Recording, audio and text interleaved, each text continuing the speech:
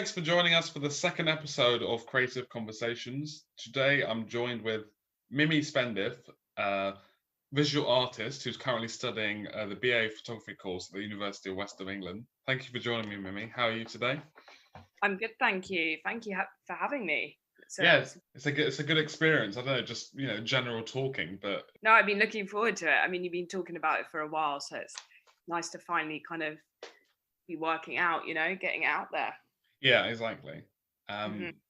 So, do you want to just jump right into it? I guess, yeah, let's do it. Let's do it. This episode is dedicated to you, and we're going to talk a lot about you and your work and the kind of things you've been doing, and we're going to kind of talk about the specifics of certain images you've been using and stuff like that. So, in terms of you as a photographer, what's your photography story? Like, how did you get to where you are now? So I suppose it all began with A levels for me. I was always a creative person, but I didn't really focus on it till I decided to do photography at A levels, and we had a dark room at the school. We were really lucky, and just kind of started from there. And I went on to do a foundation in art and did lens-based media, and that was just such an exciting time for me. I just felt like it kind of all made sense, to some extent. And it's kind of began with, for me, it was quite therapeutic doing art, I suppose. I was kind of, I hated school, hated it. So I think being able to kind of do art and have that outlet was really important for me. So yeah, and then I did my foundation, and then went on to apply for UE, and yeah, that's kind of how I got to that point with it. And do you feel like you've made do you see yourself making kind of like a big transition, or have you seen yourself progress in the time that you were studying at 100%. A level in comparison to now? Yeah, 100%. I think just the way I approach everything is completely different, but it's interesting to look back on kind of where I was and that development. The things I'm interested in have changed vastly, I think. But that's part of the journey, I suppose, is what you're interested in, and the changes and the nuances. Going from kind of more documentary work to now more sort of abstracted work is where I'm at. Yeah. And I don't know, I know before you were working on more documentary style photography and documentary based. So what made you want to switch up and move to abstract? Well, I think when I started at UE, in the first year we do lots of kind of different workshops, and I'd never really fully worked in film. I was always kind of scared. I'd hold myself back from doing it. It was probably a confidence thing. And then I just started working more with that and developing, and I just became so interested with like shapes and buildings and kind of this our connection with space. And that was something that I was seeing coming through in my work a lot more. More singular images, not necessarily projects, just things I was drawn to in the outside world. And I'd be like, oh, look at that space, like that's interesting. And people be like, what? It's a door. Do you know what I mean? Yeah. So that kind of translated, and as through second year exploring that with different project ideas, and now into much more of an abstracted space where I'm really at the moment specifically looking at human interaction in space, and how our bodies interact in the space, and kind of the objects we have around us and how they can kind of become these abstract pieces, I think, and fitting into it like a form. So yeah, that's kind of my journey with that. I suppose that's where I've kind of come to at the moment. And what are some of the things you enjoy from making abstract work at the moment?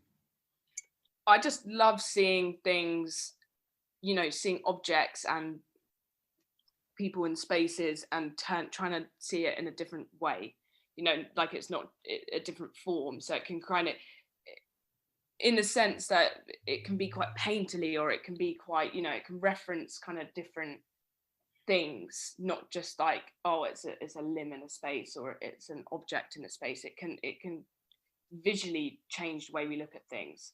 And I think that's what interests me, getting kind of people looking at something and being like, oh, that's not what I would see or look at or get out of that usually.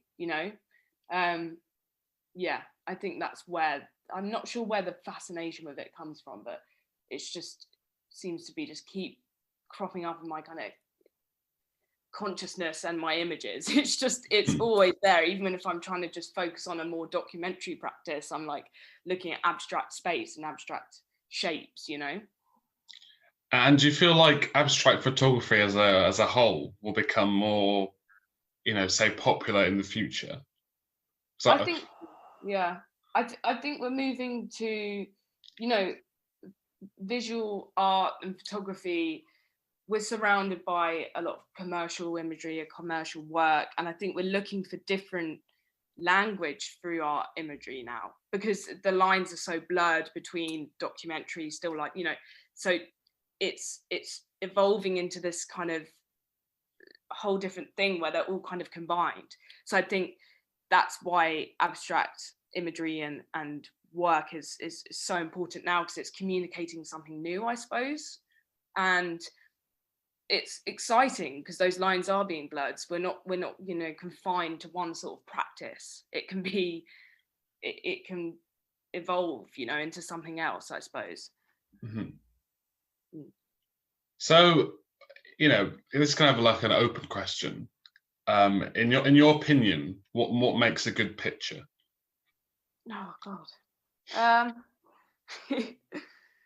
I think, there's not one way of making a good picture. I think it's so difficult because it's really down to your style and how you perceive the image, right? I think as long as there's some sort of thought process behind it, there's some sort of kind of something that's driving you to make that picture. I think, to me, that's what is at the core of that. Because if you're drawn to something and you're trying to document it in a way that, someone else might not look at and document, I think that makes a good picture. I mean, it's really difficult to pinpoint that for me personally, what necessarily makes a good picture. But yeah, that kind of, that drive to make that image, take that photo, I think for me it's kind of looks at that, or and I also guess in some ways, like making a good picture depends on the style you like, the kind of style you make, or the style of work you make depends on the circumstances of the person, or the technique to the individual. And the viewing circumstance, depending on how you're viewing it. I think we view pictures in, you look at something in a different way if you're in a different mood. I don't know, it all of these environmental factors affect it. So it's not necessarily for me making a good picture. It's just, if you're driven to do something and take that picture, I think that kind of says something in itself, because you're drawn to something there's something there that's inspiring you and making you create, And would you say that making a good picture necessarily means that you have to have meaning behind it, or like some kind of initial inspiration in order to making the work? Like what are the fundamentals of making a good picture? I think having inspiration behind your work, I mean, it's like anything. If you start a project, or if you're just shooting for yourself, or just whatever, I think, is there steps you need to take in order to make a good photo? That's what kind of I'm asking. Is there like certain guidelines you have to follow? I think if you begin to limit yourself within that process, so I think if I go in with like a project idea and I'm limited to working within that, I think actually that can hold you back. I think it's quite good if you can go in and just, have an idea. I think having an idea is important, but I think also being able to just be free in your work. If you're limiting yourself, you're not realizing that full kind of potential. you know, because you're giving yourself those boundaries. So I think always having an idea, you know, a kind of backbone to it all, but I think being able to then kind of explore like go off in like a spider's web of kind of, that's really integral to you developing your work.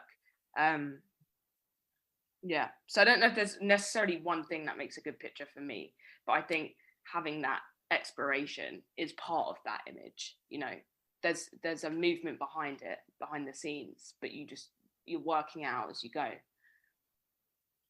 And would you say that photography as a whole is at its peak right now in comparison to years before, when, you know, we weren't up to date with the new technologies around us, and, you know, there wasn't so much in a sense creativity? I feel like there's more creativity now than there was before. Well, like I previously mentioned, I think again those boundaries are blurred, so you can explore. You can do whatever you want with photography, in the sense you could go and turn it into a graphical piece, or you can screen print, you can, you know, and no one's looking at it kind of going, oh no, you should be staying in your lane. We're living in a time where we can be so ambitious creatively and realize things that maybe before people might not have wanted to explore. You know, I think we're searching for those new creative outputs, because, you know, it's readily available for us to just kind of take on, I think. So that's really exciting, because I feel like that is integral as well to the development of photography and art. Like it's changing, it's evolving. So making work in that kind of way is what makes it exciting, you know, and new, I think. Yeah, because that language is just evolving.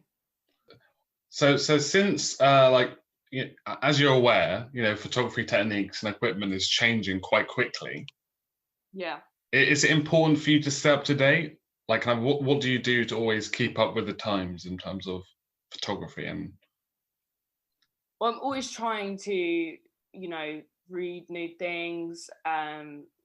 You know, we've got so many fantastic websites out there that are just, you know, lots of art being documented. It's also easier for us now to find this information, right? So we're kind of sport for choice in the sense that, you know, we can access this visual language so much easier. And I think as the years have gone, I've found myself inspired by different things now, whether that be text and essays or readings, and also, you know, visual imagery, film. I think you can take so much away from each one of those.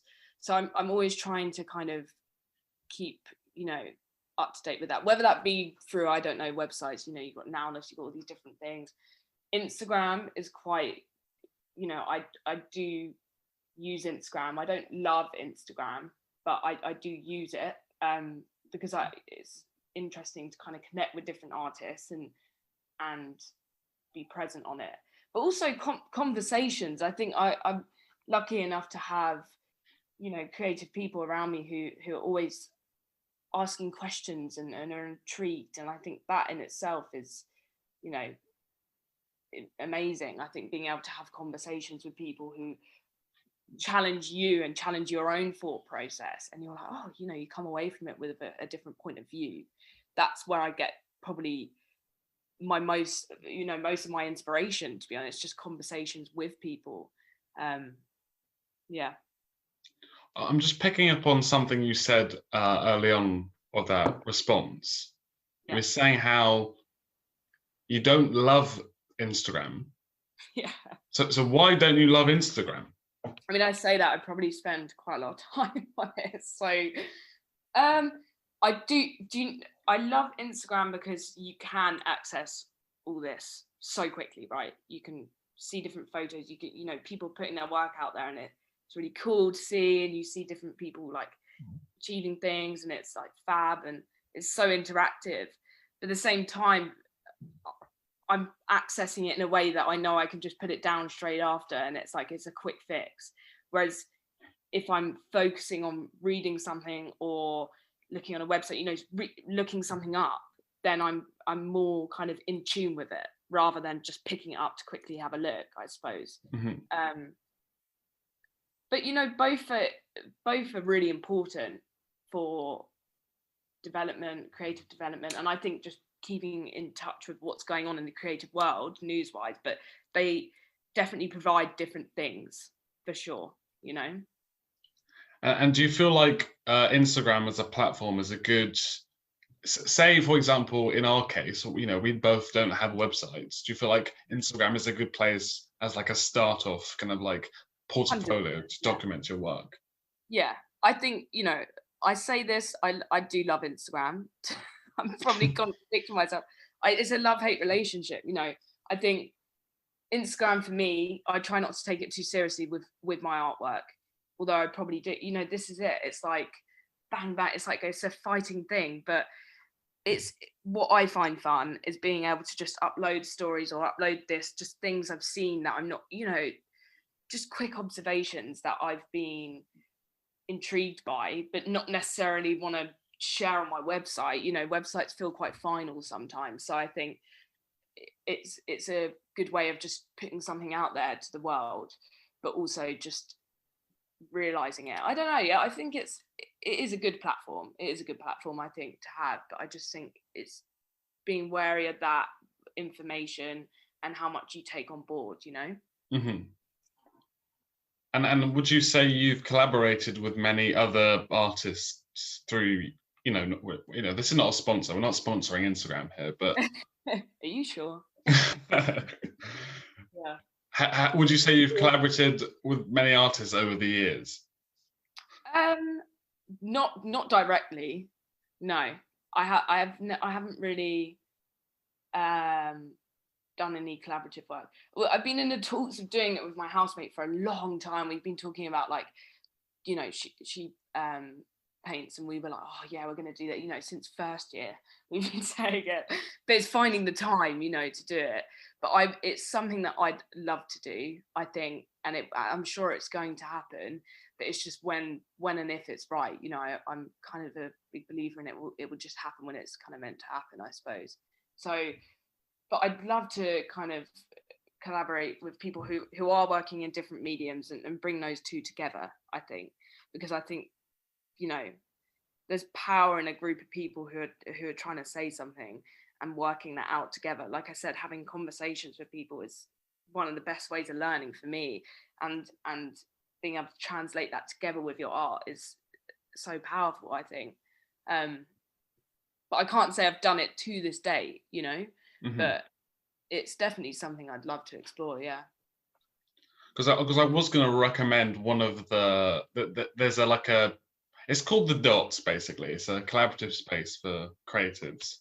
Mm-hmm. And it's people are constantly uploading and posting, wanting to collaborate with others, and it's basically Instagram, but more like in like a formal setting.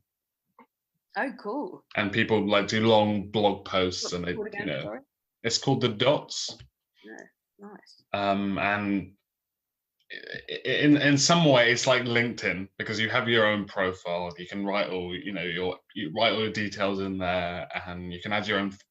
What you can do, you can upload your own project. So create a project folder, and then people will just come view your work. Like it will just come up in the feed, like kind of automatically, in a sense.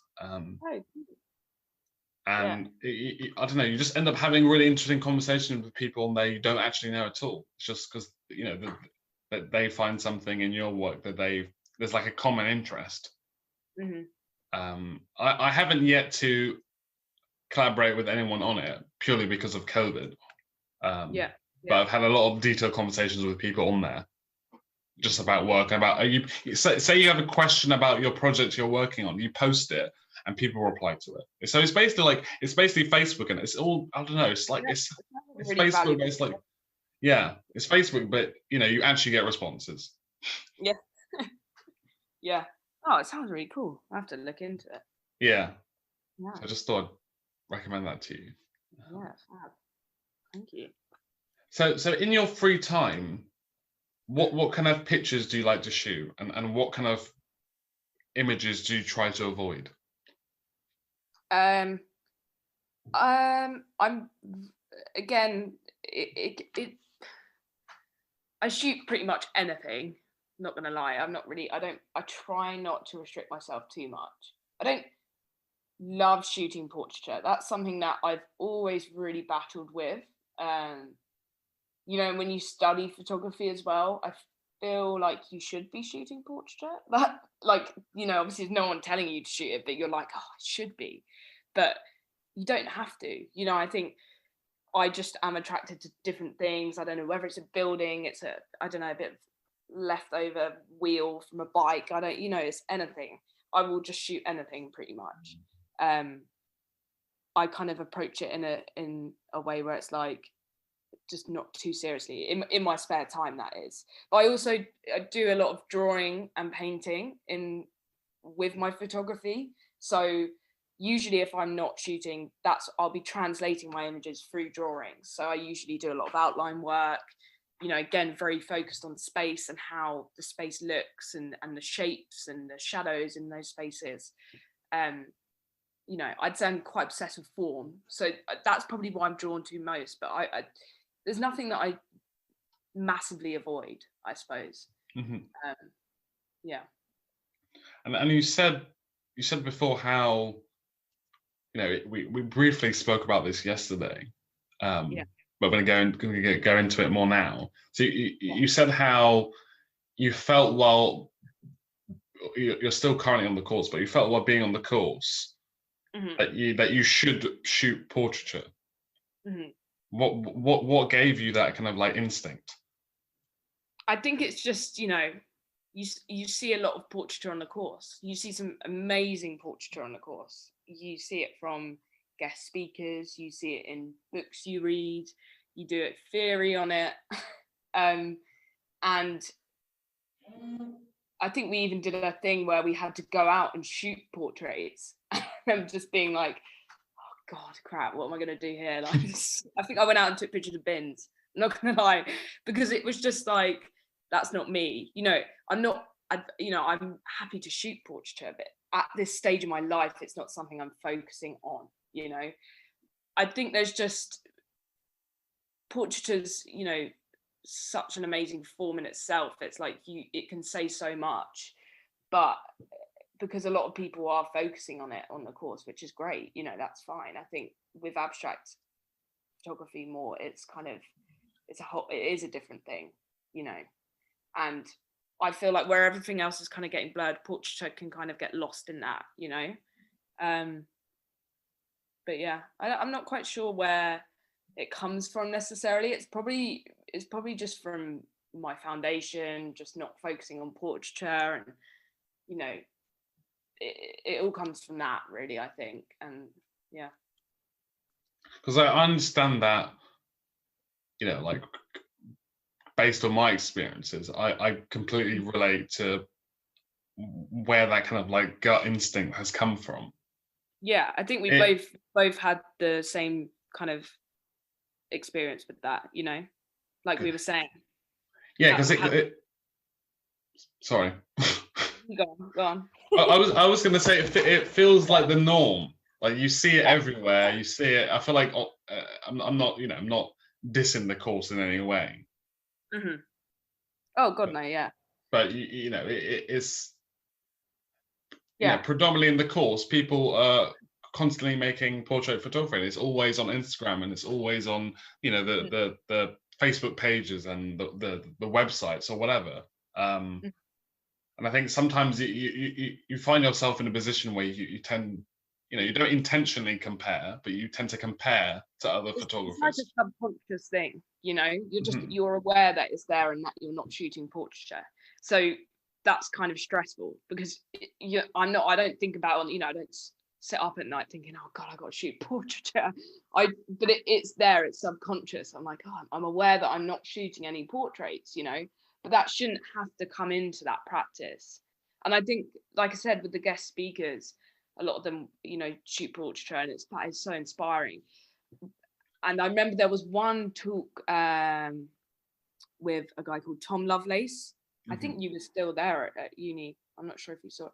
And that was a really, really cool lecture because he does abstract stuff. He does quite a lot of different things, sculptural. And I remember being like, oh, this is cool, you know, there's like abstract art, like, or like more abstracted images. And I, you know, that difference, I think, again, that line is being blurred, but it's, you know, it's still a slow process. I think we're always working on it, but I think it's changing. But yeah. Because talking about guest speakers, I remember this is kind of an origin story of how something became a thing. Yes. So I remember while I was at uni, I didn't have a massive issue with it, but I noticed whenever we had guest speakers, yeah, we would rarely have black guest speakers on. Right. And for me, that was a problem because I was like, sure. Why is this not a thing already? Mm-hmm. And I knew it wasn't like you know, that they're intentionally being racist or whatever. It was just kind of like it just happened like that. But so yeah. I spoke to Sean about it. He was in full agreement with me because he hadn't noticed it. It hadn't come to his mind. Right. That's interesting. I'm sure you're in the Practitioners of Colour Facebook page. Yes, I am. So that's how that came about. Oh, okay. Based on that conversation I had with Sean, and then he went to senior leadership and spoke to them about it. Yeah. So I like, because I'm not there anymore, I'd like to hope that we are actually getting on, you know, black artists to come on and speak, because I think it's important that from both sides, you know, 100% that there's movement happening, you know, that there's change. Bristol's definitely, you know, been at the forefront of a lot of the protests, and quite rightly so. It's, you know, it's difficult. I didn't know that had come about that way, you know, so it's interesting you're telling me, and I find that brilliant that you know, because I, you know, usually I'm not one to, you know, even though I'm black, you know, you meet some black people who are like really proud of their heritage, or you meet some black people who want to support, you know, their ethnic background. Yeah. And I'm the kind of person who's just on the fence, who doesn't like to say much, because I'm aware that I feel like there's sometimes pressures to say things. For example, when the Black Lives Matters movement began, I felt quite pressured to post my views online, because not necessarily that I was against it. It's just that because I'm black, I you know, I should have to post something. That shouldn't be the expectation. So a lot of the time, I'm quite on the fence about things. I don't say anything because I feel like I shouldn't have to, in a sense. If I, you know, I have my opinions. You know, I for example, I didn't go to any protests during that time, not because I didn't want to go. No. But because, you know, I could equally have the same views and stay at home, or I could have the same views or do something online. You know, everyone has their different ways of being an activist and being involved, and not just an activist, but, you know, it's something that it's so difficult, because it's like everyone has their own ways of accessing this and talking about it and communicating about it. So I think with Instagram, you know, it was such a great platform for you know, just getting this out everywhere, as it should be, you know, right? It shouldn't even be a thing, but it is. And yeah, I think everyone had their own ways of going about that and taking that information and you know, trying to make a movement and a change and just putting it out there, because I think that was what kind of I felt, you know, about it. Yeah. You know, I just thought I'd bring that. It kind of went into this kind of conversation went into something else, but it's quite important. It's quite important to me because I rarely talk about it. Well, it's hugely important. Hugely important. You know, there's no question about that. I think it's just the language around it. I'm you know, I'm still learning myself. I'm learning talking about it and communicating it. So I just think I find it fascinating that we're at a place, you know, we're at a stage in our lives where we're now tackling this. We should have tackled this ages ago. Like, sure. It pisses me off in a sense, because I'm like, people know wrong from right, and people know when not to say something and to say something. I feel like, and I think we're at a time now where, as well, young people are so much more, you know, we kind of have we're so much more open to everything the world has to offer, because I think we're very aware of the damage we're doing just in everything we do, right? Everything we do, our personal interactions, our physical interactions with the world. So I think we're at a generation where we are able to change that language, right? And we've developed so fast that the fact that language isn't up to where, you know, we are here in the modern world is just bizarre. It's really crazy to think about. But from your perspective, even more, I can't even imagine. It's, you know, it's must be so frustrating in that sense, you know, having to just go and start a page for practice, you know, those things are all kind of part of this catalyst of it, you know. Like, you know, we can make change. I think if ever now, I mean, if we can't, it's just so, it should be this time, you know. It should have been way before, but now is the time to do it, you know, the time to talk about that and have these uncomfortable conversations as well, like with yourself, with everyone, you know.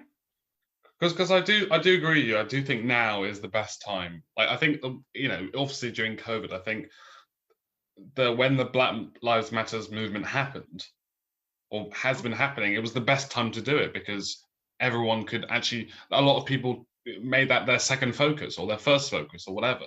I just think it's, I just find it fascinating how, for example, we're able to, you know, we're at a place in our lives where we're able to travel to different planets, but we can't resolve racism. Yeah. And it's not even like, it's not even in my mind, it's not a difficult thing to solve. Bloody bizarre. It really is. Yeah, baffles me, you know. It's so hard to not, you don't want to sound ignorant, and you don't, you know, this is about you saying it. I can't describe it. It's not even about me wanting to feel equal. It's not even about me not wanting to, you know, experience racism encounters. It's just why are we at this stage in our lives? It doesn't make sense. For sure. Yeah, but I don't know. This is we should save this for another time, I think. But I could go on. I'm just taking, you know, everything you're saying on board, really. I think I rarely get to talk about it, so this is quite nice for me. Yeah, of course. Well, that's the whole point. This is how it changes, by having conversations, you know, having conversations with people that are racist, you know, having uncomfortable. I've had conversations and not just, it's about that communication, because clearly we need to communicate this, you know, and that's what I mean by having those conversations. Yeah, we can't relate to that direct prejudice, right? You can have the conversation about it, and you can try at least to understand it, because that's the only way we can kind of work on that, I suppose. Yeah, I agree. But yeah, let's talk more about you now, because we're a big chunk of talking about this. So do you think there's a difference between a professional photographer and, say, a person who just likes to take photos, like a hobby kind of photographer? I think if you're, I mean, it depends how you're looking at photography, right? Because it's if you're studying it, you're I suppose you're looking at a lot more the context of photography, the theory. You know, if you're a hobby photographer, it might be just something that you do as a therapeutic thing, or you're just interested, right? And there's nothing wrong with that. But when you're studying, or you're looking at the different contexts involved, you are accessing a different part of it, because you're viewing something that hobby photographer might look at a picture you take and think, oh God, that's not very, you know, good, because they maybe are looking at photography in a completely different context. You know, it all depends. I mean, that's relevant to everything. I think it could be, you know, you're a commercial artist or you're a fine artist. I think you're looking at different contexts. There's different languages. You're seeing and saying different things through your images. We'll talk a bit more about your Instagram account. So on your Instagram account, you don't have many, you don't have many photos, but I feel like you have enough Yeah. It's been a purge process. I've gone through it a lot before. I think everyone does that. You know, you post something, you hide it, you archive it, whatever. Yeah, I tried to keep it updated, but you know, it's something that I don't want to try and put pressure on. I think if I want to post, I want to post. Like, if I don't want to post, I don't want to post.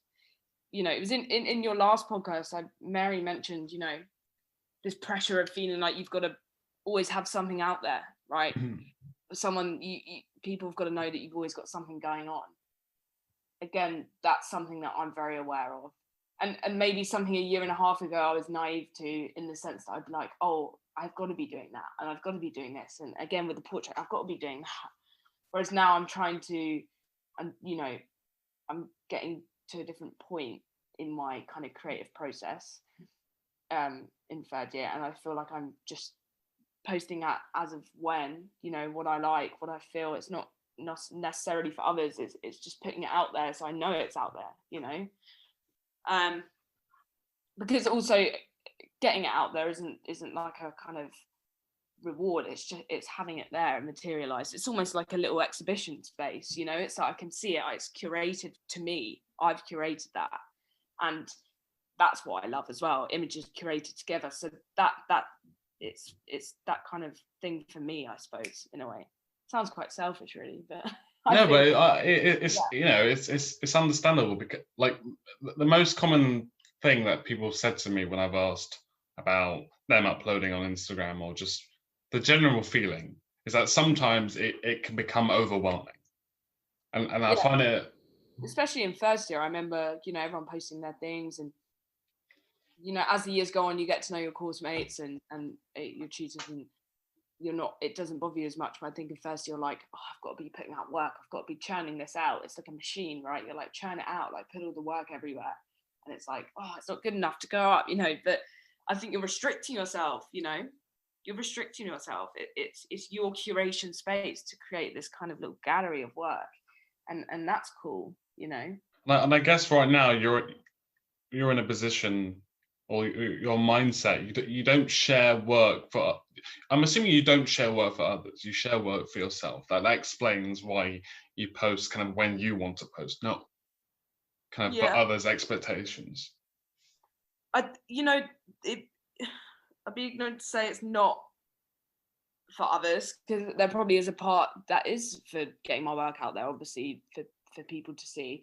But I think what I'm trying to say is it's not being uploaded to then have like likes, or, you know, I'm doing it because I'm like, oh, I want to get it up so I can see what they're like next to each other, and have my kind of thought process out there, if that makes sense. I feel I suppose it is mainly for me, but then, you know, it is for others. I suppose it's for friends and other creatives who are interested in what I'm doing, I suppose, you know. When I spoke to Mary last week, we spoke about like being in the industry, and the point in which you feel you're within the creative industry. Would you say that you're in the creative industry right now, or would you say that, you know, for example, in Mary's case, she was saying how I would only be in the industry once I have a job in the industry. A student doesn't count. So what's your views on that? Yeah, I mean, I'd probably agree. You know, I don't feel like I'm within the industry right now, because I'm making a lot of personal work. The industry kind of represents to me not as much personal work, depending on how lucky you are to get your work out there. If you can work freelance, or you are, you know, represented by, you know, a group. I think, the industry is one of those things that you build 3 years up at uni, and kind of it is quite a scary thing at the end. You feel like you're entering like some kind of, I don't know, abyss. It's just goes on and on. But there's so many different ways to approach it, because there is so many different jobs, you know. There's so many different things to do if you want to, you know, if you have the effort, if you have the drive to do it, I suppose. Yeah, I wouldn't say I feel like I'm in the creative industry right now, no. But that's, I think, integral to your development, because this personal development over the last 3 years has been the most inspiring time of my life so far, as it should be. So I'm quite lucky, I'm very aware I'm lucky to study and have these opportunities and be supported in my creative process, So having that and that space over those 3 years to have feedback and talk with your friends and your peers and be in a creative space is needed, I think. Otherwise we'd just kind of be in this big machine all the time just creating work, if that's what you do. Yeah, I agree. It's very valuable. It's an experience that I have in the last sort of, especially since lockdown.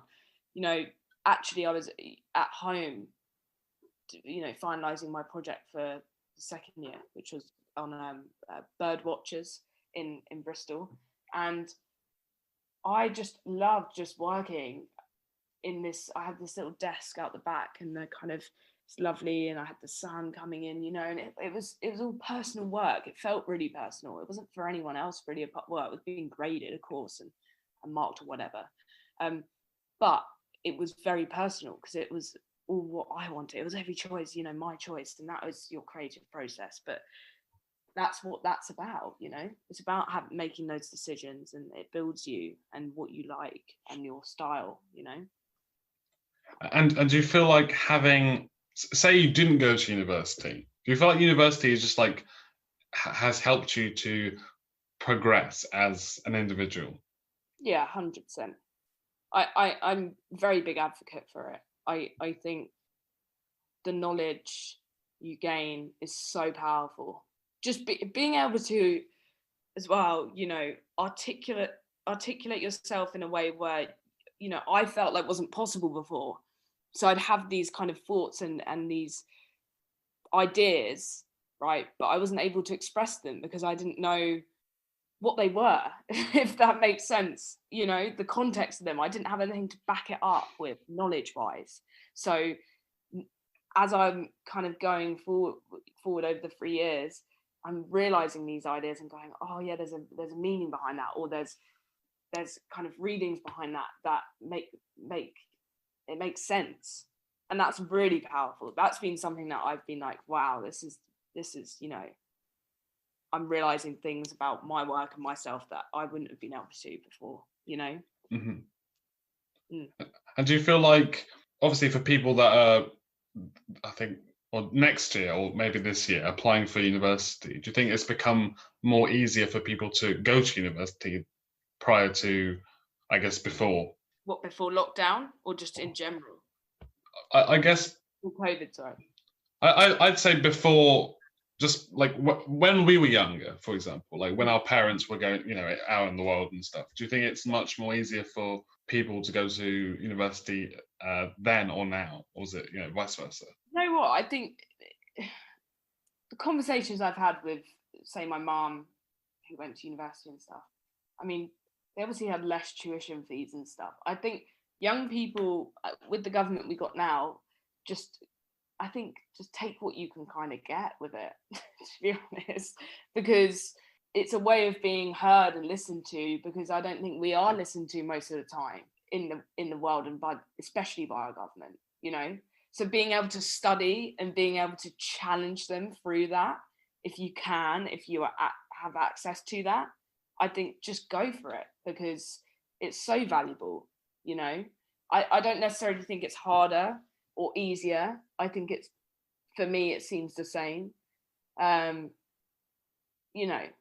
University was always something that I didn't love academia. That wasn't the thing, but like I knew, I was like, oh, there's something about, I want to go to university.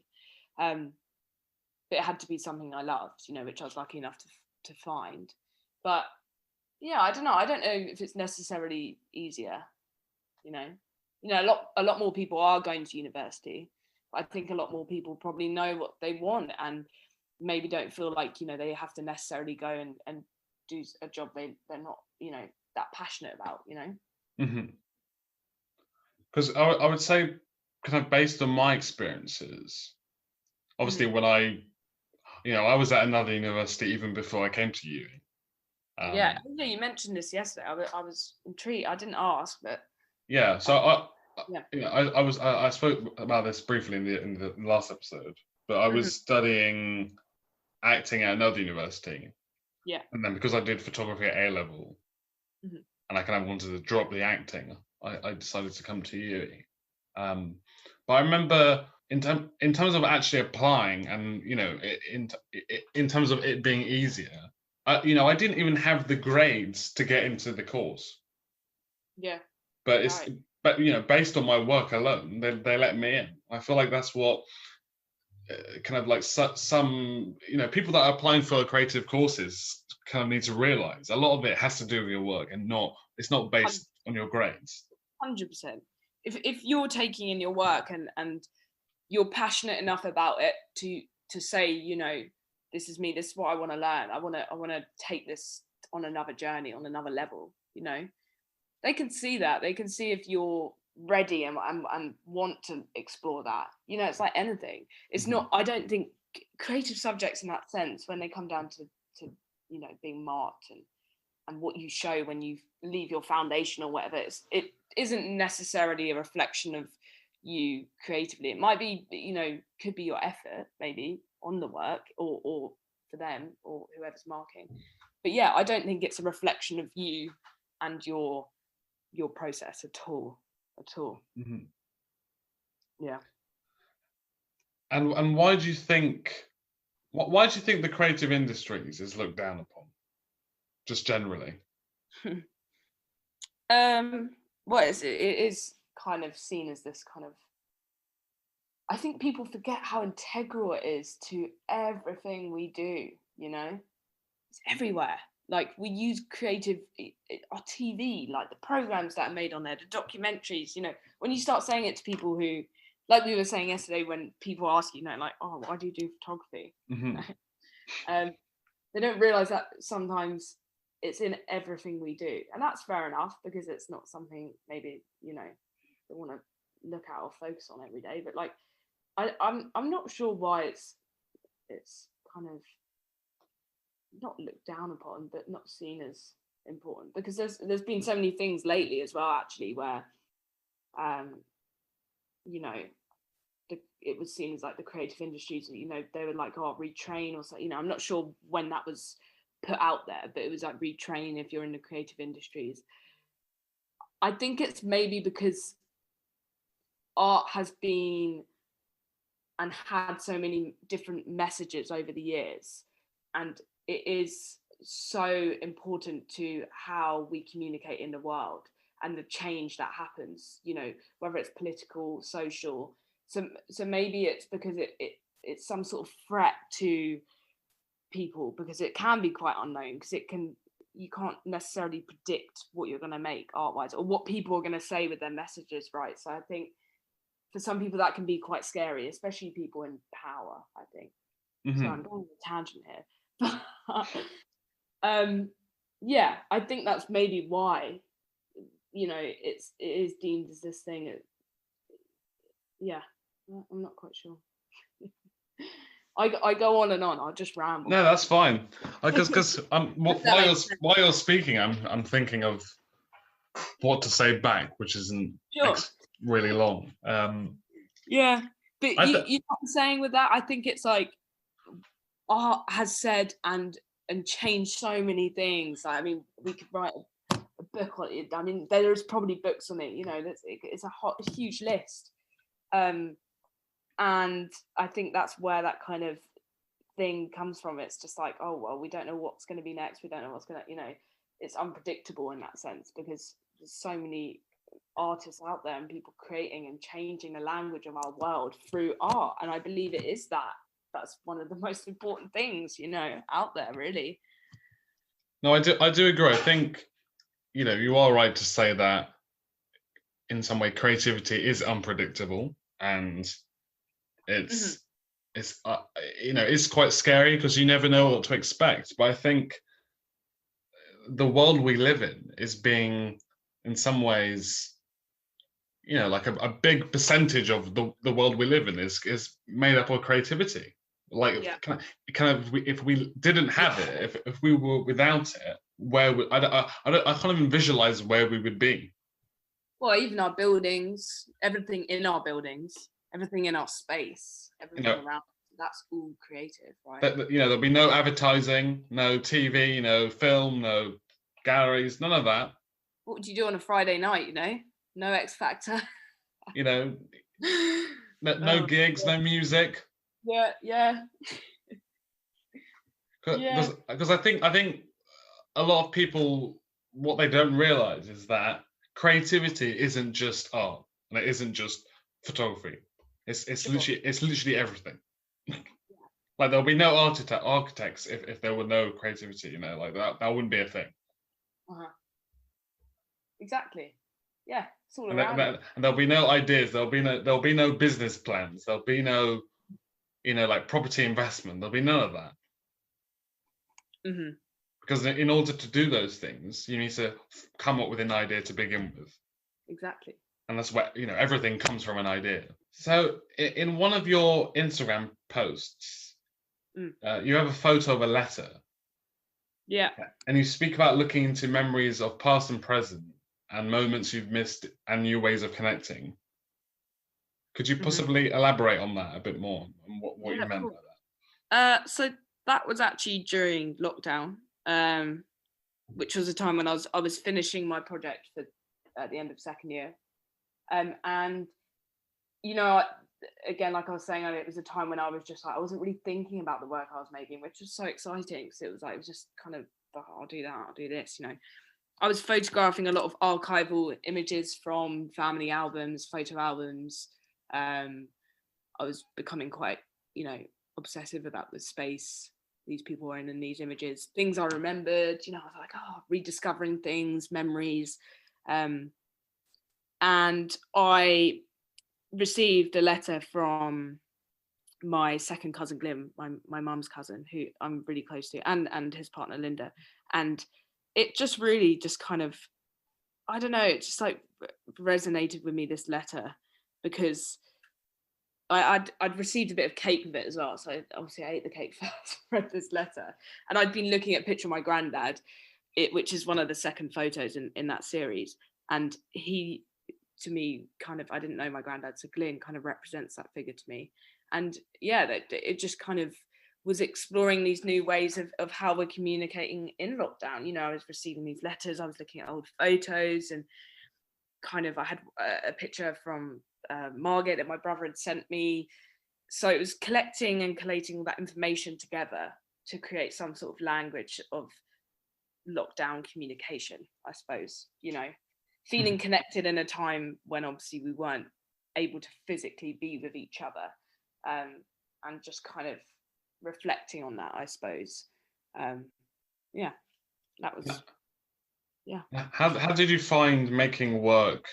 Because I'm aware that many creatives found it, some found it immensely difficult creating work during lockdown, and some it was quite easy, and it allowed them to focus on things that were more important. So, in kind of in your opinion, what was it like creating work during lockdown?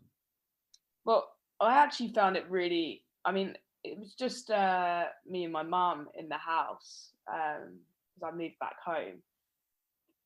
And I just found it really exciting because, again, like I said, I didn't really have a plan with any of it. And I was just like, luckily, I do struggle with my anxiety and,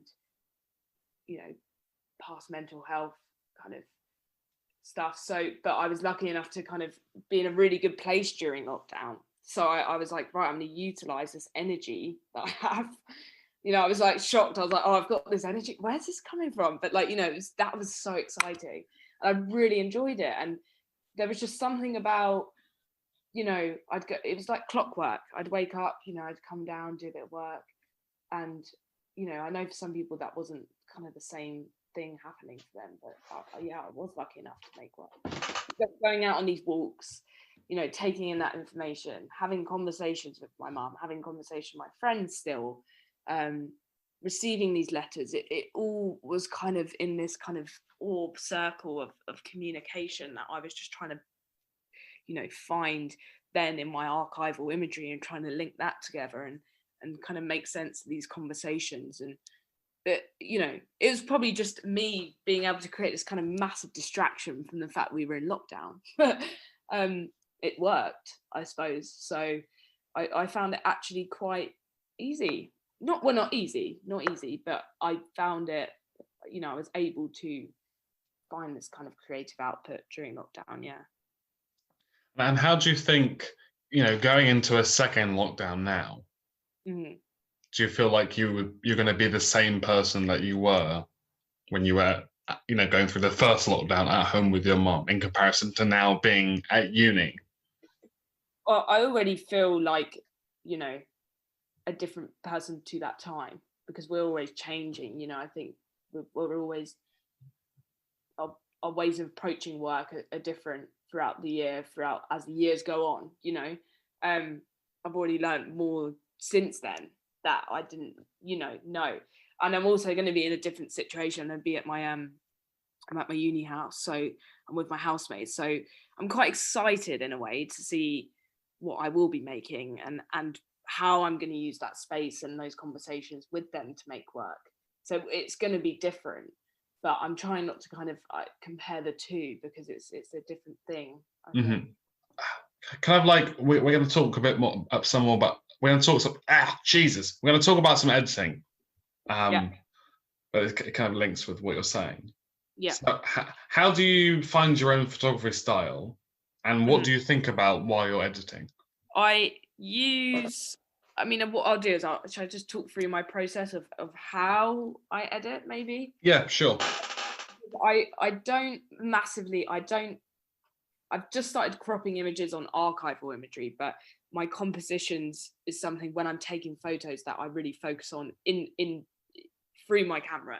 So I try not to crop or zoom into images and make new, you know, that's just not what I do. I'm very composition based, because again, that obsession with form and space, I like lines and I like it to be kind of, you know, that's what I'm looking at when I'm taking the picture. But you know, I work with digital and film, so but I do prefer working with film, just because I mean the process is just, it feels more natural to me and it feels more rewarding. I suppose it's just a whole different thing. But I'm not sure. I'm quite simple, to be honest, when it comes to that. I don't heavily edit images. I don't really, mainly because I don't really know. So if I'm being honest, I don't really know how to edit images. So a lot of the ones I actually upload, the last post on Instagram, I didn't edit because I don't know. I just haven't really got round to the knack of doing it, I suppose. So yeah, that's it. Because I feel like I'm in. Not saying not saying they're amazing on their own. Yeah, I know. Yeah, I do edit my images, of course I do. You know, but not really.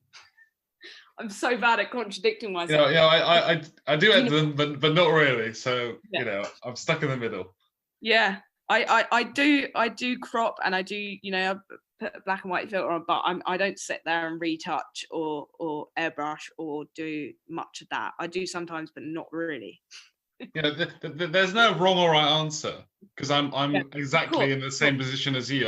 This is where I usually am. I'm usually on there. Yeah. I do sometimes, but not really, with pretty much everything in my life. So I'm always in that middle section right there. Yeah.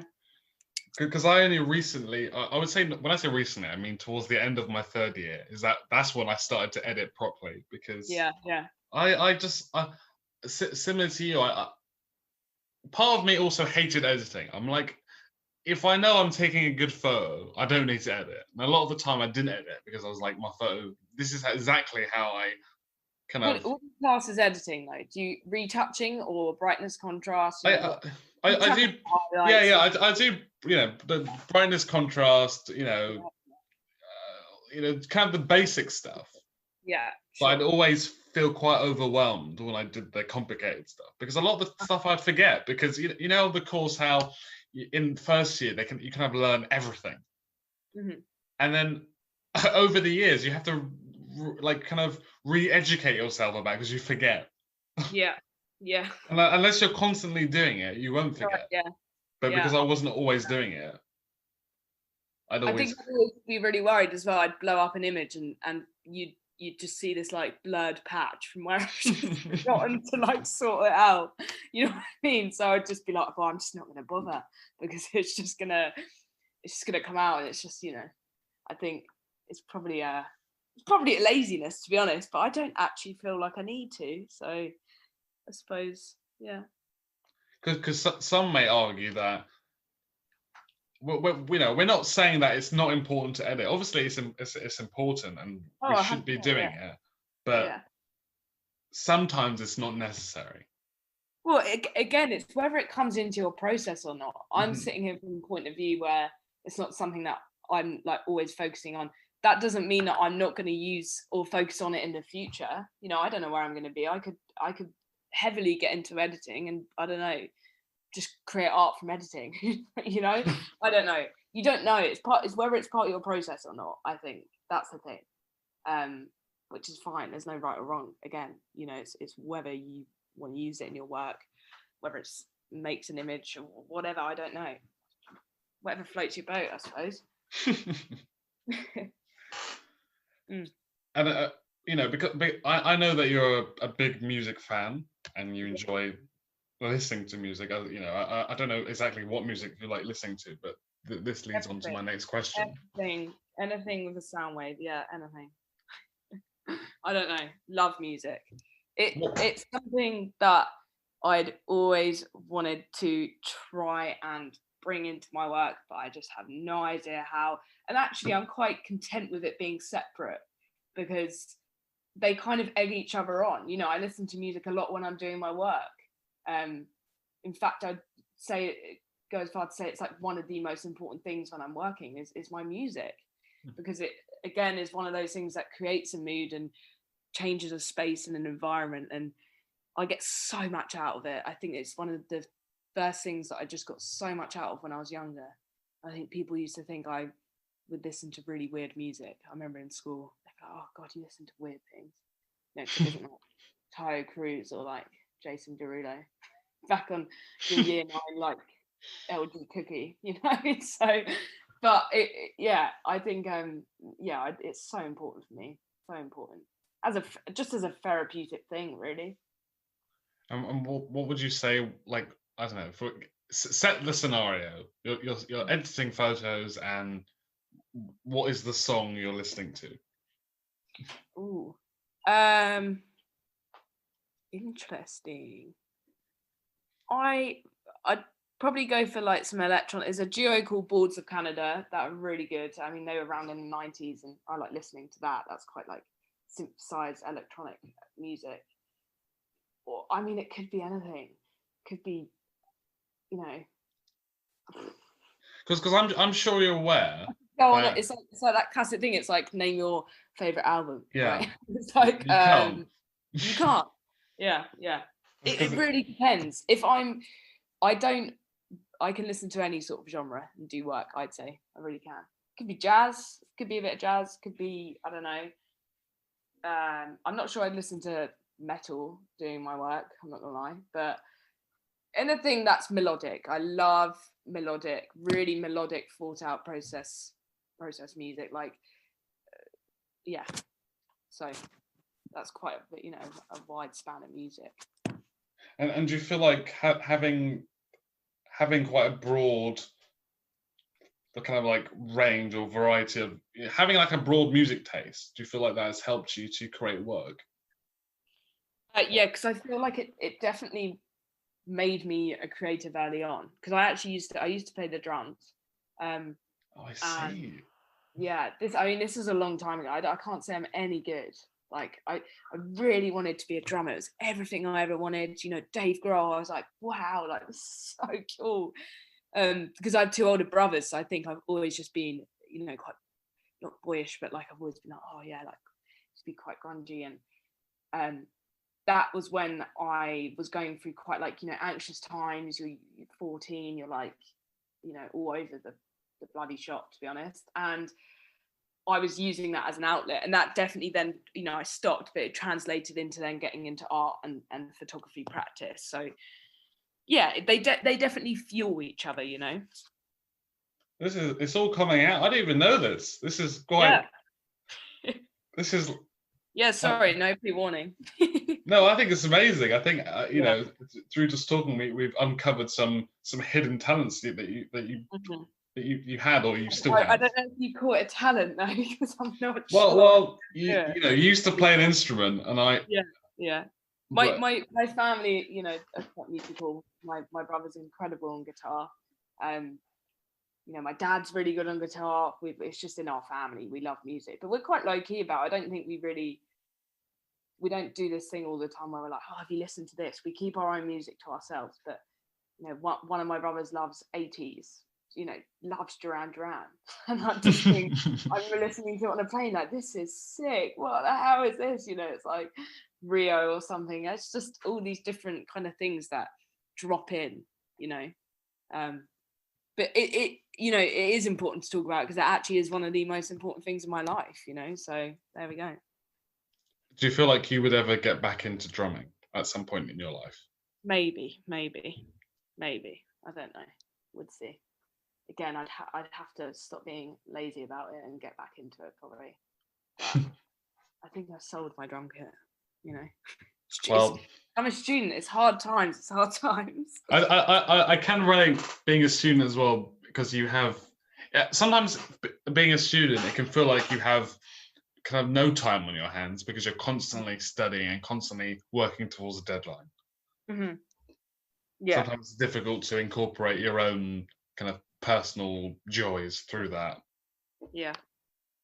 It's like a visual countdown, I suppose. Mm-hmm. I do visualize it sometimes, but then I quickly try and erase that from my head, like a little clock, you know.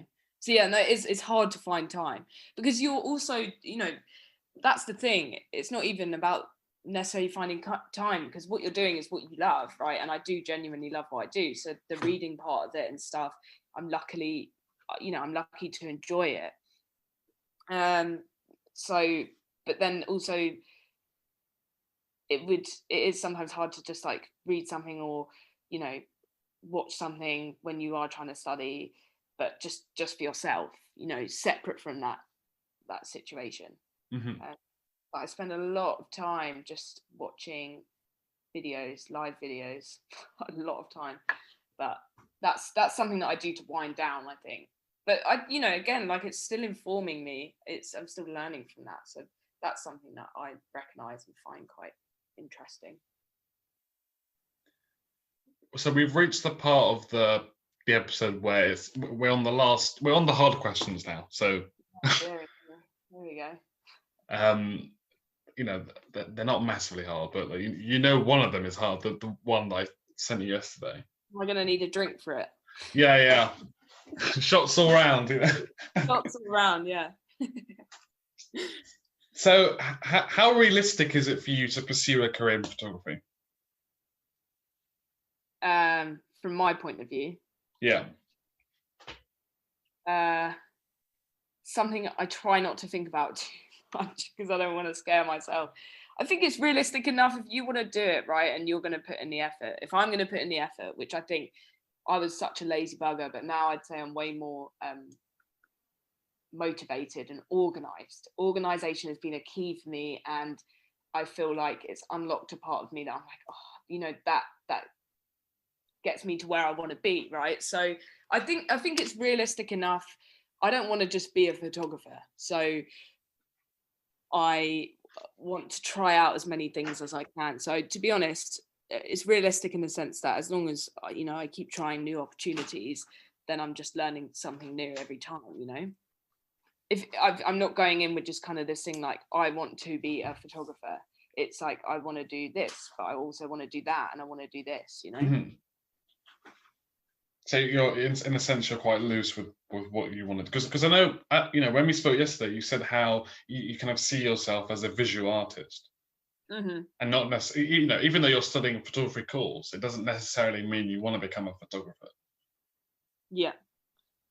Well, that's it. I think, and that's something now that I'm realizing. I'm like, I don't want to do. You know, actually, I think I realized that in first year. I just thought, you know, the foundation. I was like, I'm doing lens-based media. and did a very lens-based project, very photography-based project, sorry. And I then first year was doing all these drawings and paintings with my work, and then second year as well, I was bringing in like archival imagery or abstract shots. So now I'm in third year, I think I'm focusing more on just abstract imagery. So it's just evolving into something else, and I don't know where I'm going to be next year, but I don't think it's working necessarily within directly the photographic world. I'm open to anything that is creative. I'm want to explore as much as I can about my own creative interests. So whether that be curation, that's something that I love and I'm interested in. Working alongside artists, I don't know what it is yet, but I know that I'm gonna I want to try things out and just keep my options open, really. And this is a two-part question. Okay. How do you gain creative self-confidence and stop questioning your abilities as a visual artist? Mm-hmm. Well, I'm not gonna lie, because I do definitely, my housemates could tell you, I definitely question my creative abilities. I think everyone does, you'd be lying if you didn't, really. Because I don't know if you question them in the sense of you probably do what other people think, but there is a sense, again, it's coming back to that thing of questioning whether you're doing enough. But I think trying to turn that on its head and just work, right, when you feel like working, or not working, create when you feel like creating, because it's not a job. It's not a chore, is it? So I've gone off on a tangent. I can't even remember what I was answering, really. Well, yeah. I was the next question I was going to ask you is, have you ever doubted yourself? 100%, yeah. And how did you get over that self doubt? I think once I started to become more comfortable with the fact that I work in an abstract way, and realised that I'm not necessarily portrait photographer or in one sector. Once I realised that I was working in more of an abstract way, that's when I started to be like, no, like your work is saying something to you here that you've just got to try and work out. It's like a code. I'm like trying to work out what I'm trying to explore. Why am I interested in that? So I think that's when the self-doubt started to kind of go. It comes back every, it's always there, but I think that's what pushes you then to create more, because you want to know that's part of it. I think they link together, that self-doubt and that kind of process and drive, I think. Yeah. And what would you say drives your passion? Like what kind of motivates you to keep you going? Just like wanting to learn more, learn as much as I can.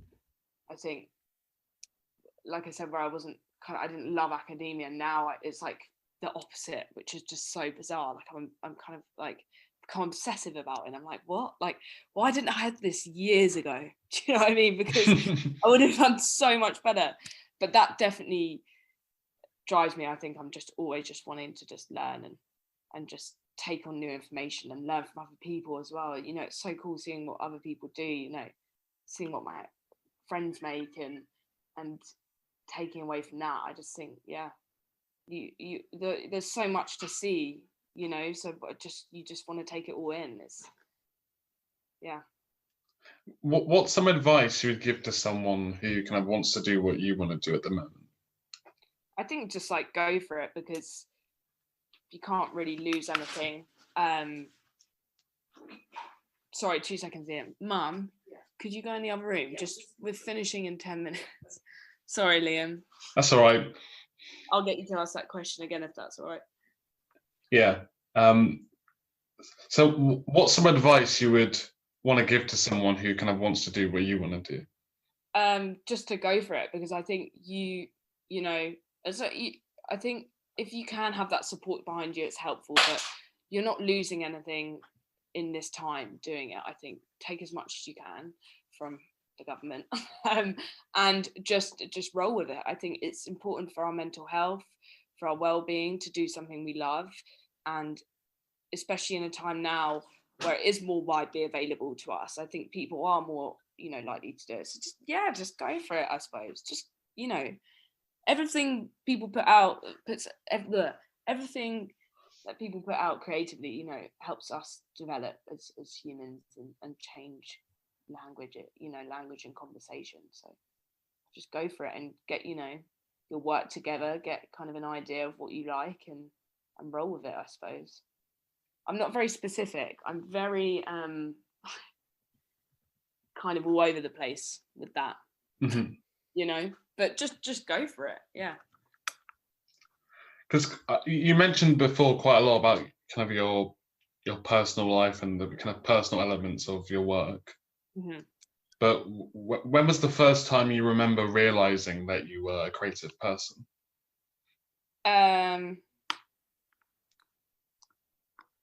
Interesting.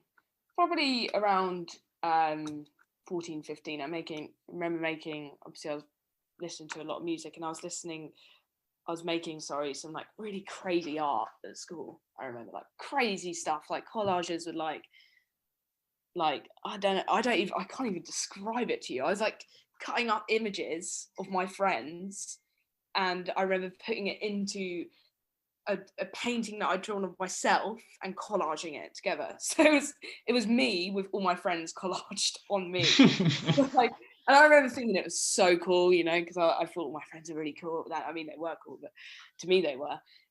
So that was probably the first time, and I was like, yeah, this is like interesting, because I'm not thinking about anything negative, or I wasn't feeling anxious when I was doing it. So that was a real output for me, and that was a saving grace. If I'm being honest, finding this output for me changed the way I feel with my anxiety. I don't know what I'd be like without it, because it's me, and it's me, and it shapes the way I learn from the world, if that makes sense. Yeah.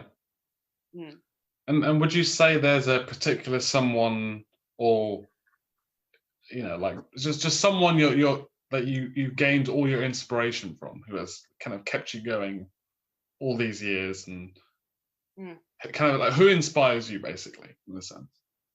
I've got so many incredible people in my life who inspire me. I've been lucky enough just to have such great friends.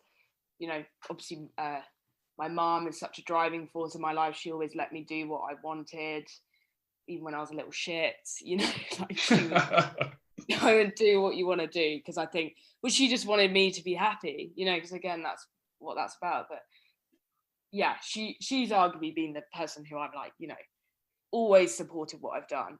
And just having like, people be excited about your work around you and like things they're doing. And then my mum does pottery and stuff, so that's cool, like seeing her make stuff. So yeah, they're kind of she's kept me going, and other people kept me going, my other family members, and my partner as well. He's a creative. So yeah, I think I've taken a lot from that. I've always been able to just roll with it, and I'm so grateful for that, because I know some families might be a bit like, oh, creative subject, like what's the point in studying it? I've never had any of that. It's always been encouraged to just like explore, paint, whatever, just go for it. And which of your accomplishments would you want to be remembered for? No, I'm not talking about like, I'm not saying you're dead or something like that. I'm just in general. I feel like they're yet to come, to be honest. Can I say that? Yeah, I suppose. No, you can say that. Yeah, I can say that. Yeah, I suppose I'm ready for the next things that come after third year, and I'm sure there'll be I have lots of accomplishments already, but not necessarily creatively. Projects that I'm working on, things I'm working. Every time I suppose I make a bit of work, that's a little accomplishment, because I've been able to overcome anxiety or things in the past, and that's an accomplishment. But I don't know if I want to be remembered for it. But I think they're yet to come. The ones hopefully yet to come. They're out there. Maybe they're manifested out there in the universe. Well, what I'll do in a few years later, I'll ask you the same question again. Yeah, and I might have the same answer. So yeah, might have to wait. Yeah. Mm. So yeah, it's time for the difficult question. Are you ready? You ready? Oh, should we have a drum roll? Yeah. Okay. Let's do it. What is the ultimate message in your creative expressions?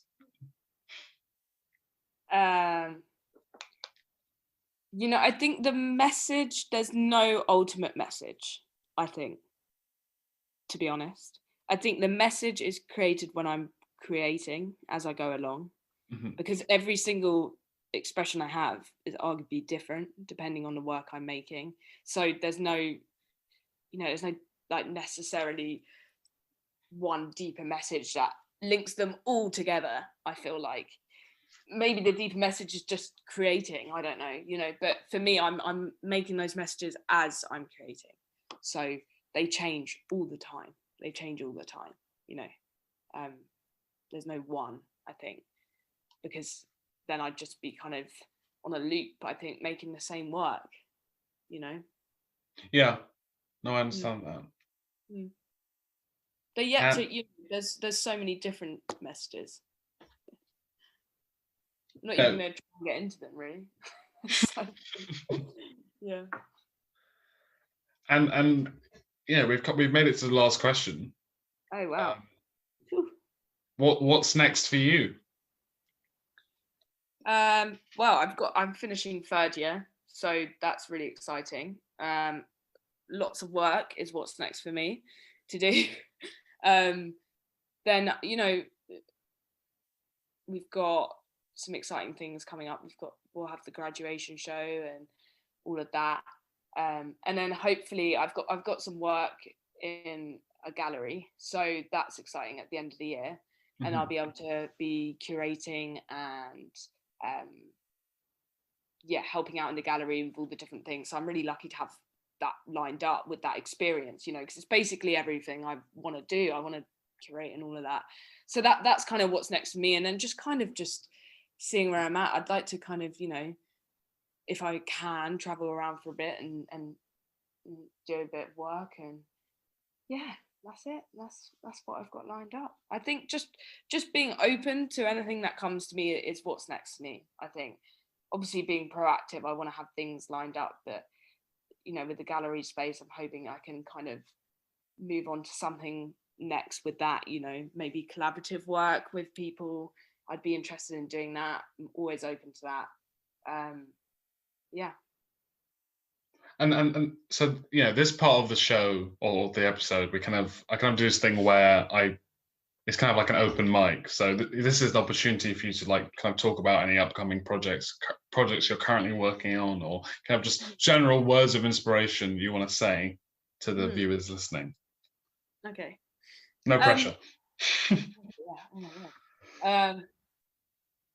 Well, I'm working on my sort of final year project, which is looking at human interaction in spaces. So that's something that's exciting, and hoping that that's going to realize itself as a full project in the end. So that's something that I want to take through and into next year, and hopefully continue as well. For me, when I work on projects, they are to somewhat open-ended. I never feel like they're a closed book. I like coming back to them, and I think that's something that I think everyone should kind of have. You like create your own photo book or whatever, and it's like a closed thing, but like you're still always, for me anyway, thinking about those ideas and things you could have added. I suppose that's like part of the process, but I think that's exciting. I've got that kind of project to kind of work on. I think just like I don't have much to say, really. I'm not gonna lie. I mean, I do. I have loads to say. We've been talking for 2 hours. You have loads to say. Yeah. I have loads to say, but I think just got to go for it. Go, just especially now in lockdown, well, we're going into this new lockdown. I think it's really important to be there for each other, obviously, and be checking up on each other, and just try and inspire each other. I suppose that's going to be my words of wisdom. Just have conversations and try and create new ideas for each other every day. There you go. That's what I'll say. I'm happy with that. Thank you. No worries. Well, thank you, Mimi. We've reached the end. Yeah, it was lovely. Thank you for having me on. If you would like to see more of Mimi's work, please check out her Instagram page, which is Mimi Spendiff Photo. And if you'd also like to possibly collaborate with Mimi, please email her at mimispendiff@gmail.com. And I'll put I'll like tag you in the post I do coming up. Sounds good. But yeah, thank you so much for doing this with me. It's been great. It's been great to have a chat. Finally, Liam. Finally. Yeah. It's been nice to chat. Thank you. But yeah, thanks for joining us, everyone. Thank you.